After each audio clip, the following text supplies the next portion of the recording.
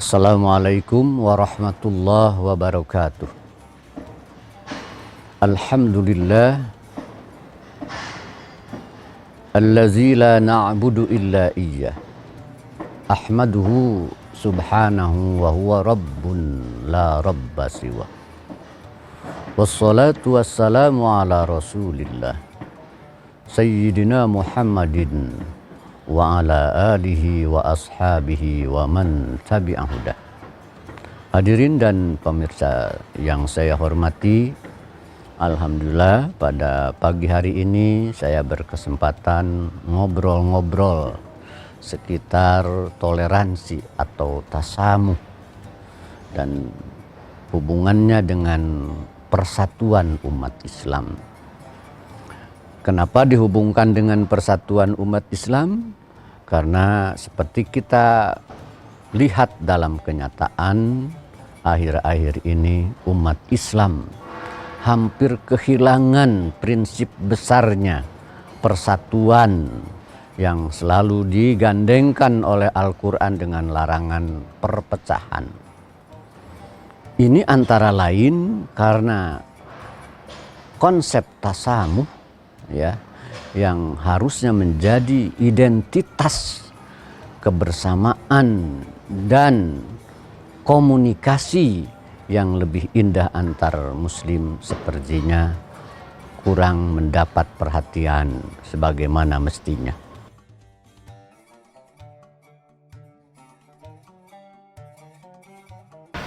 Toleransi dalam Islam sering kita terjemahkan atau gunakan istilah bahasa Arab dengan tasamuh. Samaha yasmahu samhan, ya. Samahatan yang artinya aljud, kepemurahan. Maka musamahah itu sama dengan musahalah dalam arti saling memberi kesempatan dan kemudahan tanpa saling mengganggu. Nah, baik dengan sesama muslim ataupun dengan non-muslim. Kalau dengan non-muslim ada tasamuh, apalagi tentu saja dengan sesama muslim. Kata tasamuh itu sendiri kita tidak temukan dalam Al-Quran.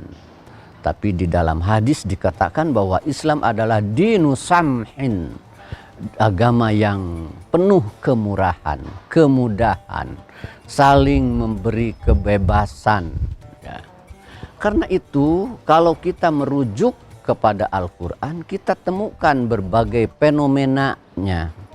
Seperti yang kita ketahui ketika Rasulullah Sallallahu Alaihi Wasallam diajak untuk kompromi dalam ibadah dan akidah, maka Rasulullah menjawab dengan Al-Qur'annya, la a'budu ma ta'budun wala antum a'biduna ma a'bud wala ana a'bidum ma abattum wala antum a'biduna ma a'bud lakum dinukum waliyadin.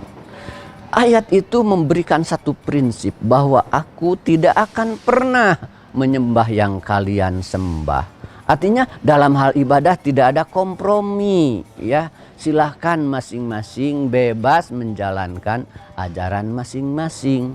Lakum dinukum waliyadin. Dalam hal ibadah dan akidah, ya, tidak ada kompromi untuk saling memberi. Tapi di luar itu, dalam hal muamalah, ekonomi, kesosialan, terbuka untuk saling mengisi, berta'awun, bekerja sama antara sesama umat. Apakah semacam mengucapkan selamat Natal kepada non-muslim itu termasuk tasamuh? Nah, kalau selamat Natal itu mengandung arti pembenaran terhadap sistem keyakinan yang lain, dalam arti dengan mengucapkan selamat Natal itu kita mengakui kebenaran keyakinan itu, tentu saja tidak boleh. Hanya apakah mutlak tidak boleh? untuk mengucapkan selamat kepada non-muslim seperti itu, kita temukan di dalam Al-Quran Nabi Ibrahim tatkala mengajak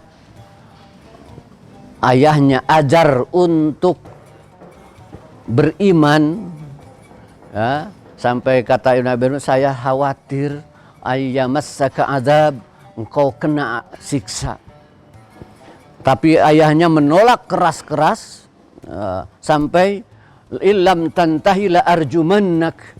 Ibrahim, kalau engkau tidak berhenti mengajak, akan saya rajam kau, kata. Tapi apa kata Nabi Ibrahim? Salamun alaika sa'astaghfiru laka rabbi. Bapak, selamat saja, damai-damai saja, selamat di sana. Jadi Nabi Ibrahim mengucapkan selamat kepada Ibrahim, artinya selamat di sana, damai-damai saja Bapak. Layanalaka minni makruh, tafsirnya itu tidak akan ada gangguan dariku, aku tidak akan mengganggu. Nah, Al-Quran memberikan ucapan selamat, ya, dari Nabi Ibrahim kepada ayahnya yang betul-betul bertentangan akidah. Apakah Nabi Ibrahim dengan ucapan selamat itu mengakui keyakinan Nabi ayahnya? Tentu saja tidak, kan sebelum juga ada perselisihan yang sangat keras. Tapi salam di sana hanya sekadar membiarkan kedamaian dan tidak akan diganggu. Itu kira-kira.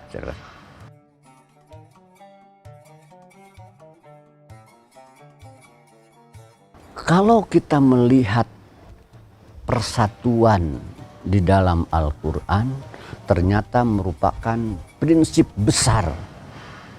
Dalam surat Asy-Syura ayat 13 dikatakan, syara'a lakum minad dini ma wassa bihi Nuha wallazi auhayna ilaik wa ma wassayna bihi Ibrahim wa Musa wa Isa an aqimuddin wa la tatafarraqu fihi. Allah telah mensyariatkan bagimu apa yang Allah amanatkan kepada Nuh dan yang kami wahyukan kepadamu Muhammad, dan kami Allah amanatkan kepada Ibrahim, Musa, Isa. Apa itu amanat besar itu? An aqimuddin wa la tatafarraqu fih. Tegakkan agama dan jangan pecah belah. Jangan pecah belah dalam penegakan agama itu. Itu prinsip besar, sebab Allah amanatkan sejak Nabi Nuh, Ibrahim, Musa, Isa. Artinya benarnya menjalankan agama atau penegakan agama itu sejauh mana tidak terjadi perpecahan di dalamnya. Karena penegakan agama dan larangan pecah belah itu harus bersifat integratif. Wawu dalam bahasa Arab itu mutlakul jam'i, bersifat integratif. Nah, karena itu perjuangan agama, pembelaan agama itu justru yang pertama harus dipertahankan itu bagaimana persatuan dan tidak terjadi pecah belah antara umat. Nah, kalau tadi ditanya tentang dengan fenomena sekarang, nah inilah justru yang sangat dikhawatirkan. Sejauh mana larangan pecah belah itu? Kalau kita melihat tafsir-tafsir, paling tidak seperti tafsir Roji, paling tidak ada 3 mana. 1, man'ul mu'adat wal mukhasama, melarang saling bermusuhan dan saling pertengkaran. 2, man'ul munaza'ah, melarang saling berbantahan. Karena dalam Al-Quran dikatakan, wala tanaza'u fatafshalu wa tadhabarikum. Kalian jangan saling berbantah-bantahan, saling menyalahkan. Tanaza'u itu, tanaju itu asalnya naza'a yanza'u, mencabut. Artinya mencabut kebenaran yang dinyatakan oleh orang lain supaya menerima kebenaran yang saya katakan. Itu dilarang, ya. Sebab itu patafshalu menimbulkan lemahnya kalian, wa tadhabari hukum, dan hilanglah kekuatan kalian. 3, dilarang melakukan hal-hal mayuzilul ulfah wal mahabbah, hal-hal yang bisa menghilangkan rasa ulfah, rasa akrab dan rasa cinta. Hadisnya, la tadkhulul jannah hatta tu'minu, kalian tidak akan masuk surga sebelum kalian beriman. Wala tu'minu hatta tahabbu, dan tidak beriman sebelum kalian saling mencintai. Wah, luar biasa indahnya Islam ini.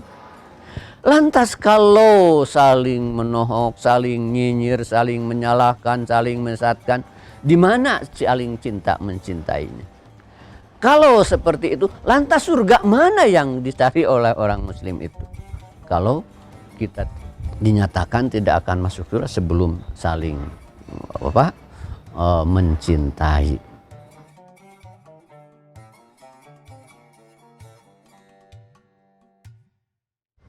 Kalau umpamanya pertentangan di antara muslim, saling menyalahkan, saling nyinyirkan, itu semuanya dilarang oleh Al-Quran, Al-Hujurat 11-12. Ya, kalau sekarang itu menjadi kebiasaan atas nama pembelaan agama, lantas bagaimana membela agama dengan cara yang tidak diizinkan oleh Allah?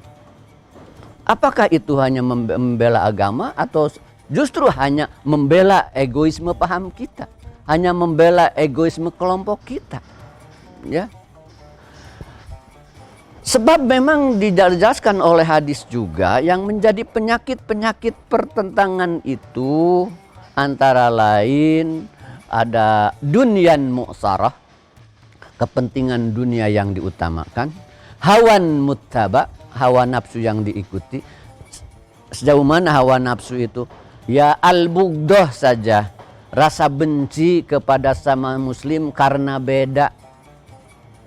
Ya, kemudian kebencian itu diungkapkan, dibuat nyinyir, disalahkan. Apakah itu membela agama? Kata Rasulullah, iyyakum wal bughdhah, hindari rasa benci. Fa inna hiyal haliqah, sebab kebencian itu mengikis keberagamaan. Al-haliqah itu memang aslinya yang mencukuri, tapi dalam hadis itu dikatakan, la aqulu lakum an tahliqas sya'r, tidak aku maksudkan mencukur rambut, tapi an tahliqud din, mencukur keberagamaan. Artinya tatkala kita menyerang, menyalahkan sesama muslim karena salah menurut kita, atau mungkin karena tidak tahu, atau karena beda, apakah itu sedang membela agama? Mungkin secara konten benar, tapi dari sisi cara justru merusak agama karena menimbulkan keretakan dan perpecahan. Satu itu penyakitnya. Juga di dalam hadis dikatakan juga, ijabu kulli dzi ra'yin bi ra'yih. Masing-masing yang punya pendapat merasa bangga dengan pendapatnya, merasa paling benar. Karena itu, karena merasa paling benar, maka dengan mudah menyalahkan yang lain, katakanlah menyesatkan yang lain. Padahal kadang-kadang cuma karena beda pemahaman, beda metodologi. Apakah itu sedang membela Islam? Mungkin secara konten iya, tapi secara metodologis tidak. Karena dengan cara demikian terjadi tanaju yang dilarang oleh Al-Quran, sehingga terjadi perpecahan. Di alam Al-Quran itu dikatakan, walladzina jtanabut taghut ayya'buduha wa anabu ilallah lahumul busyra fabashshir ibadi.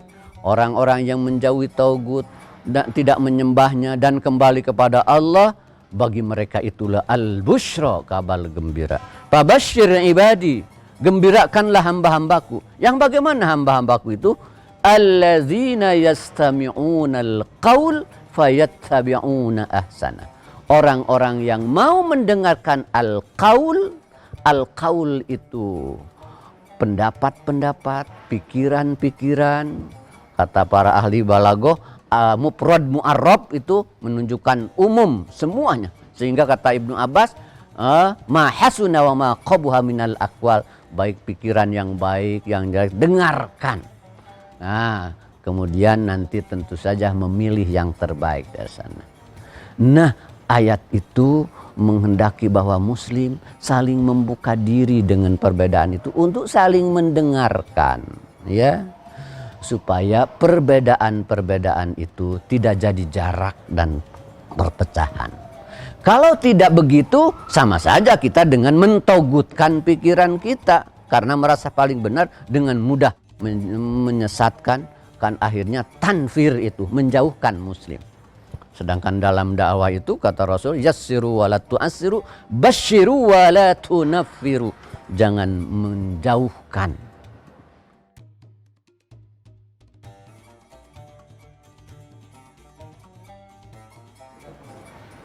Oh iya, pertama tentu saja para mahasiswa ini adalah aset atau pada generasi umat yang sangat potensial dengan semangat belajarnya, gigihnya, dan juga kadang-kadang memiliki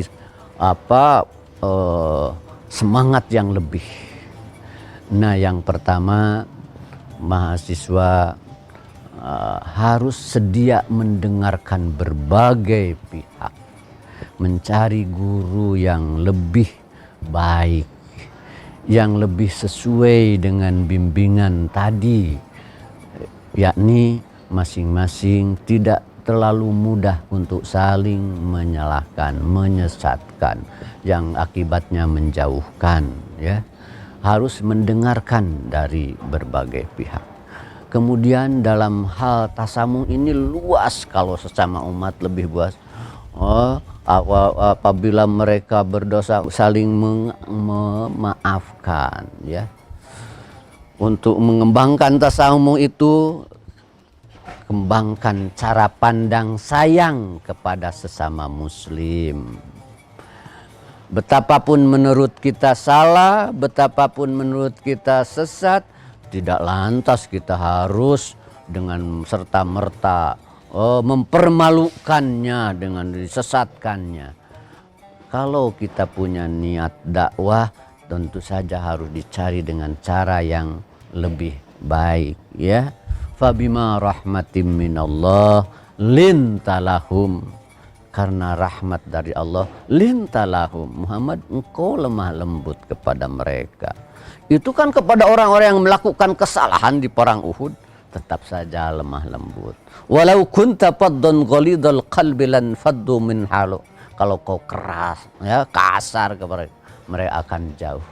Fa'fu anhum, berlapang dadalah untuk menerima kehadiran mereka dengan plus minusnya, salahnya, ya. Wastaghfir lahum, bahkan kalau tetap salah tidak usah dihardik, tidak didoakan supaya lebih baik, didatangi bersilaturahmi, ya. Wasyawirhum, ajak bicara, dengarkan harapannya. Indah sekali kalau muslim perbedaan kelompok itu, ya, dengan perbedaan itu justru menjadi media atau alasan untuk saling mendekatkan, saling mendengarkan, menahan diri dari komentar-komentar yang kurang menyenangkan. Kan kalau kita terima WA yang kurang baik kadang-kadang, ya, lantas karena kebencian kita juga di-share dengan kebencian yang sama. Apakah kita sedang membela agama? Bukan, justru sedang mengembangkan kebencian seperti yang Rasulullah tadi larang, ya. Bahkan dalam Al-Quran, rasa gil saja, unek-unek, kalau bahasa Sunda itu rasa kurang senang terhadap muslim, tidak boleh ada. Wala taj'al fi qulubina ghillal lillazina amanu. Terakhir tentang komunikasi verbalnya, Al-Quran mengatur secara sangat rinci, ya. Ada kaulan sadida, bicara yang lurus. Ada kaulan baligo, bicara yang bisa menyentuh ke dalam hati. Ada kaulan maisuro, kata-kata yang ringan dipahami oleh orang lain. Ada kaulan ma'rufa, kata-kata yang disesuaikan dengan kemampuan tahap penangkapan orang lain. Ada kaulan layyina, ada kata-kata yang lemah lembut, ya. Itu semuanya dijabarkan oleh Al-Quran secara sangat rinci, Ada istilah-istilah beda-beda itu mengandung situasi psikologis yang memang sesuai dengan konsep-konsep yang diangkat tersebut.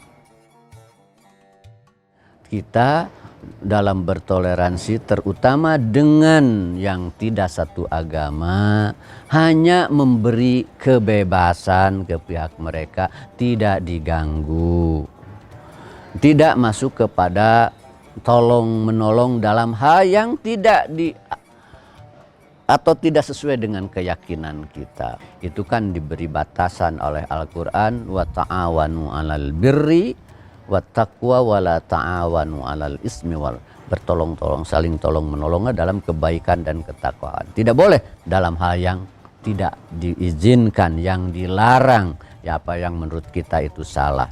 Satu itu. Kedua, dengan sesama muslim, ya, bahwa toleransi ini justru harus membangun kebersamaan yang solid dengan komunikasi yang penuh kasih sayang, pemilihan kata dan sikap terbaik sesuai dengan bimbingan Allah dan Rasul-Nya. Bayangkan, sikap nyinyir, saling mencemooh dilarang oleh Al-Quran di ayat Al-Hujurat 111 dan 12. Jadi hakikat membela agama itu hanya menjemput pertolongan Allah. Kita lihat kemenangan-kemenangan di masa Rasulullah.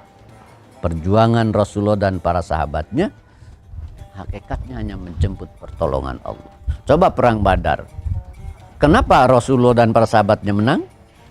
Apakah karena jumlah tentara yang hebat atau kekuatan lain? Tidak. Tapi hanya karena hadirnya pertolongan Allah seperti dijelaskan dalam Al-Quran. Kenapa perang Uhud kalah? Ya, itu padahal awalnya perang Uhud itu akan menang. Ya, tatkala setelah selesai perang Uhud, para sahabat bertanya, Rasulullah, kenapa kita kalah? Bukankah Allah telah berjanji akan membela, menolong kita? Kata turunlah ayat, walaqad sadaqakumullahu wa'dah ittahussunahum. Sungguh Allah telah membuktikan janjinya tatkala kalian membunuh mereka. Sampai terseret itu di awalnya, ya, musyrikin itu kan akan menang. Hatta idza fasyiltum wa tanazatum fil sehingga kalian tatkala jadi lemah dan tanaza'tum fil kalian bertanaju, saling berbantahan. Tidak sampai 10% dari tentara itu Uhud itu yang 700, sekitar 60 atau 50 tanaju, saling berbantahan, ya, bertengkar.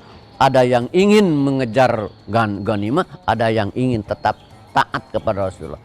Karena tanaju itu Allah belokkan yang tadinya akan menang menjadi kalah. Summa soropakum anhum, Allah belokkan. Seakan-akan Allah tidak mau memberikan kemenangan kalau di dalamnya ada hal-hal yang Allah larang, yaitu terjadi tanaju. Ya. Lantas kalau bagaimana kita membela agama kalau tanaju menjadi kebiasaan? Jadi kemungkinannya semakin jauh dari pertolongan Allah. Sekali lagi, bahwa pembelaan agama, perjuangan agama hanya sesungguhnya adalah penjemputan terhadap pertolongan Allah. Menjemput pertolongan Allah hanya sah dengan cara terbaik yang Allah izinkan. Perang Hunain saja, karena orang muslim bangga dengan jumlah, ya, jabatkum kasratukum, kalian bangga dengan jumlah kalian yang itu sudah 10.000 atau bahkan ada yang menyebutkan 13.000, ya. Apa yang terjadi? Karena gara-gara muslim bangga dengan kekuatan, akhirnya apa? Falam tugni ankum syai'a. Jumlah itu sama sekali tidak membantu kalian. Wa dhaqat 'alaikumul ardu bima rahabat. Hati muslim sempit, takut. Tsumma wallaitum mudbirin. Kemudian kalian berpaling dengan jadi kocar kacir. Cuma karena bangga dengan jumlah. Seakan-akan Allah tidak mau memberikan kemenangan dengan ada sifat-sifat seperti itu, lebih percaya pada kekuatan dirinya. Nah, itu kira-kira hakikat perjuangan muslim itu adalah menjemput pertolongan Allah. Terima kasih atas perhatiannya. Mudah-mudahan yang saya sampaikan ini ada manfaatnya. Sekalipun pasti banyak keterbatasan, ya, apa yang saya ungkapkan, baik keterbatasan konten dan juga waktu. Hanya di sini punya harapan yang kuat, ya, ingin agar muslim dengan sesama muslim atau muslim dengan non-muslim hidup harmoni. Muslim dengan sesama muslim betul-betul menggalang kebersamaan, ukhuwah dan persatuan yang solid. Karena itu toleransi seperti tadi dijelaskan, bagaimana kita saling mendengarkan, saling meraba harapan dan pikiran orang lain, sehingga saling memilih kata dan ucapan serta sikap terbaik untuk orang lain sesuai dengan bimbingan yang diizinkan oleh Allah dan Rasul-Nya. Jadi harapan besarnya ingin sekali kita betul-betul menggalang kebersamaan ukhuwah Islamiyah yang indah, seindah yang digambarkan oleh Al-Quran dan As-Sunnah dan contoh-contoh oleh Rasulullah SAW dan para sahabat. Sekian, wassalamualaikum warahmatullahi wabarakatuh.